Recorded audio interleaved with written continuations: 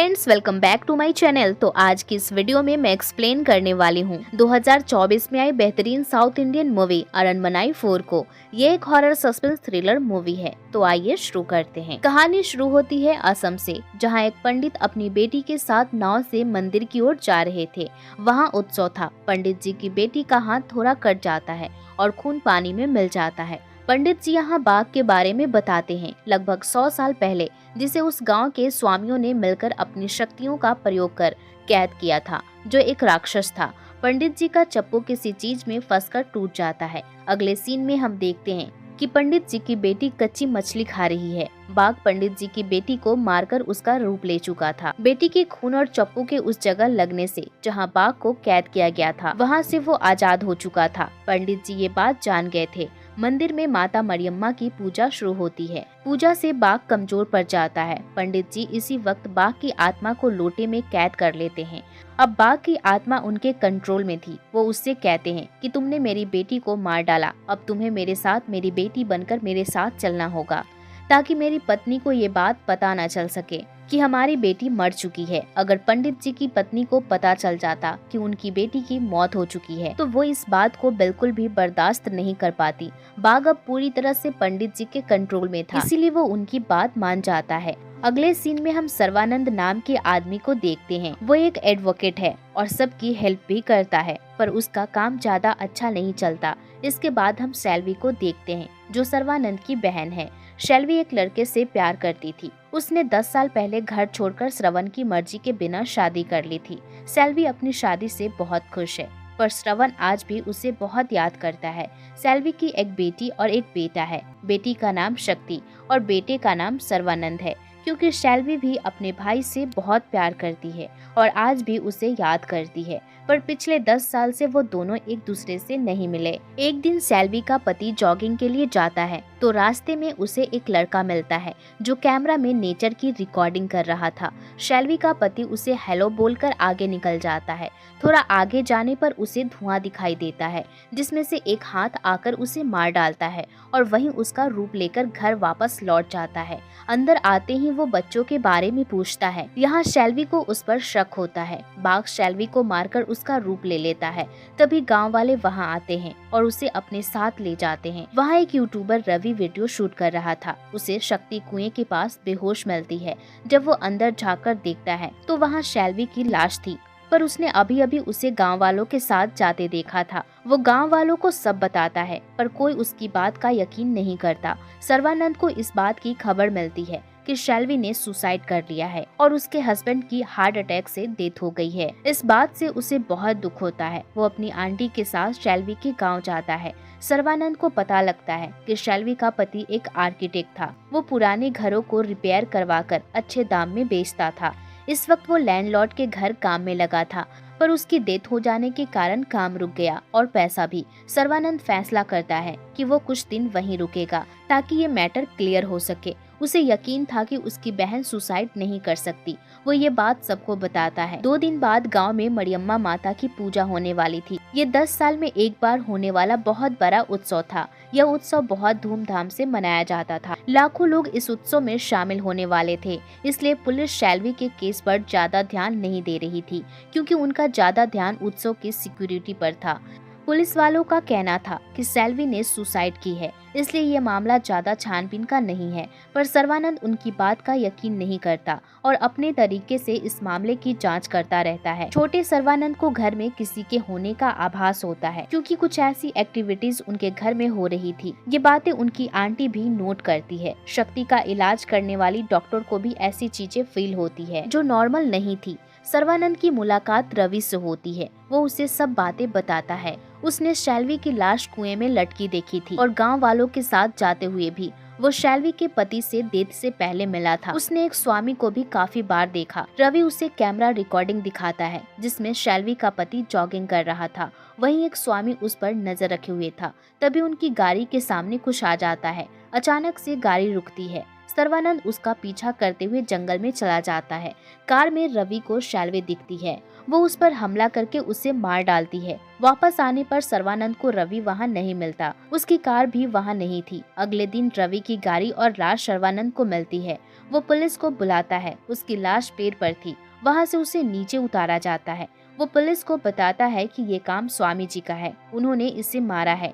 वो हर जगह मौजूद थे। वो रवि का कैमरा चेक करते हैं, जिसमें उसकी डेथ के बाद भी सब रिकॉर्ड हो गया, क्योंकि कैमरा ऑन था। उसमें स्वामी जी भी रिकॉर्ड हुए हैं। सर्वानंद देखता है कि स्वामी जी अभी भी उन पर नजर रखे हुए हैं। स्वामी जी वहाँ से भाग जाते हैं। पुलिस वाले उनका पीछा करते हैं। उन्हें स्वामी जी की कुटिया मिलती है। वहाँ कुटिया में वो लोग जाते हैं तो उन्हें वहाँ शैलवी, उसके पति और रवि की तस्वीर मिलती है। इसके अलावा उन्हें वहाँ शक्ति की भी फोटो मिलती है। उन्हें लगता है कि स्वामी जी ही इन सब कत्लों की कड़ी हैं। स्वामी जी वहीं छुपे थे, एक ऊंचे पेड़ पर। उनके हाथ में पुलिस वालों की तस्वीर थी। सर्वानंद को पता चलता है कि पूजा वाले दिन शक्ति का बर्थडे है और रवि का बर्थडे भी उसी दिन था, 15 जून को। उसका जन्म शक्ति से 10 साल पहले सेम डेट को हुआ था। सर्वानंद पुलिस रिकॉर्ड्स चेक करता है, जिसमें उसे पता चलता है कि पुलिस वाले का बर्थडे भी 15 जून को है, जो रवि से 10 साल बड़ा है। गांव में पूजा थी, हर 10 साल बाद होती है और रवि, शक्ति और पुलिस वाले के शरीर पर एक निशान है। उससे पता चलता है कि जिनके बर्थडे 15 जून को है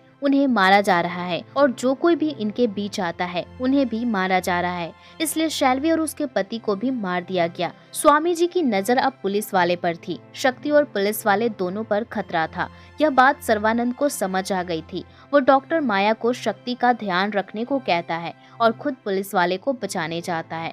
पुलिस वाला स्वामी जी का पीछा कर रहा था, पर स्वामी जी चालाकी से उसे बेहोश कर देते हैं। वो एक अनुष्ठान करते हैं। तभी सर्वानंद वहां आकर स्वामी जी पर हमला करता है कि तभी पुलिस वाला हवा में उड़ने लगता है और अचानक से नीचे गिरता है एक नुकीली चीज पर, जिस कारण उसकी वहीं डेथ हो जाती है। स्वामी जी सर्वानंद से कहते हैं कि तुमने सब बिगाड़ दिया। मैं इसे बाघ से बचाना चाहता था, इसलिए ये सब कर रहा था, पर ये भी बाघ का शिकार हो गया। स्वामी जी वास्तव में किसी को भी मार नहीं रहे थे, बल्कि बाघ से सबकी जान बचाने की कोशिश में थे, पर सब उन्हें ही गलत समझ बैठे थे। अब हम उन पंडित जी को देखते हैं जिन्हें हमने मूवी की शुरुआत में देखा था। वो मंदिर में पूजा के लिए आए थे, पर वो मंदिर के ऊपर देखते हैं जहाँ उन्होंने एक कलश में बाघ की आत्मा को कैद करके मंदिर के ऊपर रखा था, पर वो कलश अब वहाँ नहीं था और वो जानते थे कि कलश के वहाँ से गायब होने का क्या मतलब था। वो बहुत ज्यादा घबरा जाते हैं और घर की तरफ जाते हैं। इसके बाद वो शक्ति के घर जाकर उससे मिलने की जिद करते हैं। उनका बर्ताव अजीब सा लग रहा था। माया उन्हें घर में आने देती है, पर घर में शैलवी की आत्मा थी जो अपने बच्चों की रक्षा कर रही थी। वो पंडित जी पर हमला करती है, पर पंडित जी की चोटें खुद ही ठीक हो रही थी। वो पंडित जी को घसीटते हुए घर से बाहर ले जाती है।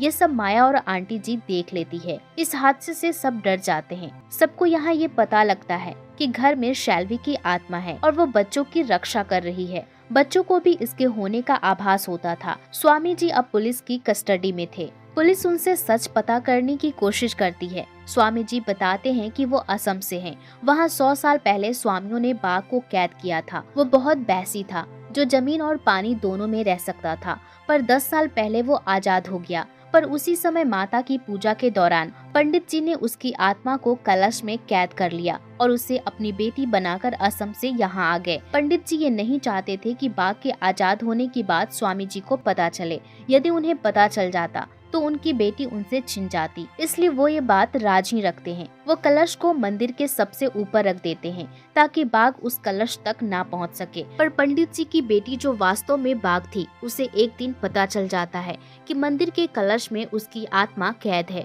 वो किसी को पैसा देकर उस कलश को ले लेती है। इसी कारण पंडित जी भी मंदिर के ऊपर कलश को न पाकर घबरा गए थे। वो आने वाली अनहोनी से परिचित हो चुके थे। पंडित जी जब घर पहुंचते हैं तो उन्हें बाघ उनकी पत्नी को मारकर उसका रूप ले चुका था। वो पंडित जी को भी मारकर उनका रूप ले लेता है। वही पंडित जी का रूप लेकर शक्ति से मिलने आया था। सर्वानंद पूछता है कि बाघ उन्हें क्यों मार रहा है, जिनका जन्मदिन 15 जून को है और शरीर पर लाल निशान है। स्वामी जी बताते हैं कि बाघ की शक्तियाँ पहले के मुकाबले कम है। वो ज्यादा शक्तिशाली बनने के लिए उसे 3 ऐसे लोगों की जान लेनी होगी जिनका जन्मदिन एक ही दिन हो, और वो दिन मरियम्मा माता की पूजा उत्सव है। उनके शरीर पर जो लाल निशान है वो शक्ति चिन्ह है। अगर पूजा से पहले बाघ इन 3 लोगों को मारने में कामयाब हो जाता है तो वो सबसे शक्तिशाली हो जाएगा, उसकी शक्तियाँ असीमित हो जाएगी, उसे रोक पाना संभव नहीं होगा। इसीलिए वो शैलवी के पति का रूप लेकर घर आया शक्ति को मारने के लिए। जब शैलवी ने उसे आईने में देख लिया था कि उसके पति के रूप में कोई शैतान है, वो घर से अपने बच्चों को निकालने की कोशिश करती है, पर बाघ उसे मार देता है। वो शैलवी का रूप लेकर शक्ति को मारने की कोशिश करता है, पर गांव वाले आ गए। शैलवी का शरीर दफनाया गया था, उसे जलाया नहीं गया, इसीलिए उसकी आत्मा अभी भी घर में है और परिवार की रक्षा कर रही है। पिछली रात को भी पंडित जी के रूप में जब बाघ आया तो उसी ने शक्ति की जान बचाई। बाघ रवि और पुलिस वाले को पहले ही मार चुका है और अब वो शक्ति को मारना चाहता है ताकि उसकी शक्तियाँ बढ़ सके। यह सुनकर सर्वानंद घर की तरफ भागता है ताकि शक्ति को बचा सके। बाघ पुलिस स्टेशन पर हमला कर देता है और स्वामी जी को मारकर उनका रूप ले लेता है। बाघ जब तंत्र के सहारे शैलवी की आत्मा को खींच लाता है, स्वामी जी और शैलवी में लड़ाई होने लगती है। स्वामी जी बहुत सी आत्माओं का सहारा लेते हैं और शैलवी को हरा देते हैं। शैलवी की आत्मा को उसके शरीर में डालकर जला देते हैं। शैलवी की आत्मा अब आजाद हो जाती है। सर्वानंद वहां पहुंचता है, पर तब तक बहुत देर हो चुकी थी। शैलवी की आत्मा उससे कहती है कि मेरे बच्चों को किसी भी तरह बचा लो। स्वामी जी शक्ति को मारने के लिए घर पहुंचते हैं, पर डॉक्टर माया अब बहुत सूझबूझ से शक्ति को मंदिर ले जाती है जहां मरियम्मा माता की पूजा हो रही थी। सर्वानंद भी वहां पहुंच जाता है शक्ति को बचाने के लिए। बाघ भी वहां आ जाता है। सर्वानंद शक्ति को लेकर राक्षस की बड़ी मूर्ति के अंदर चला जाता है। बाघ भी वहां आकर शक्ति को मारने की कोशिश करता है, पर सर्वानंद उसे बचा लेता है और राक्षस की मूर्ति की आंख से निकल जाता है। बाघ भी वहां से निकलने की कोशिश करता है। तभी पूजा खत्म होती है और मरियम्मा माता के हाथ से त्रिशूल छूटता है राक्षस की मूर्ति की ओर। हम साक्षात देवी को देखते हैं जो त्रिशूल लेकर बाघ पर हमला कर मार देती है और बाघ फाइनली मारा जाता है। सर्वानंद और शक्ति सही सलामत थे। सर्वानंद वहीं गांव में रहने का फैसला करता है। घर को वो हॉस्पिटल में बदलने वाले थे, एक मेडिकल कंपनी से कोलैबोरेशन में, क्योंकि ये माया का सपना था कि गांव में अस्पताल हो। शक्ति और छोटा सर्वानंद खेल रहे होते हैं, उनके साथ एक अदृश्य शक्ति भी खेल रही थी।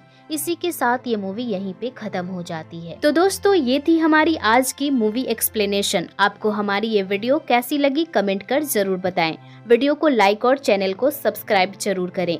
और दोस्तों, अगला एक्सप्लेनेशन आप किस मूवी पर देखना चाहेंगे कमेंट बॉक्स खुला है, हमें अपनी राय अवश्य दें। बाकी जल्द ही मिलती हूँ अगली वीडियो में, तब तक आप अपना ख्याल रखें।